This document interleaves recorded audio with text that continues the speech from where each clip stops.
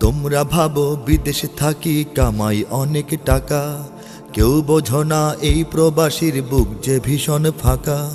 তোমরা ভাবো বিদেশে থাকি কামাই অনেক টাকা, কেউ বোঝো না এই প্রবাসীর বুক যে ভীষণ ফাঁকা।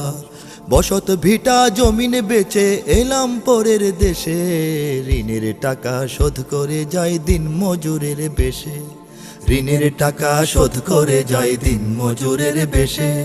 ঘর পরিবার আপন ছেড়ে,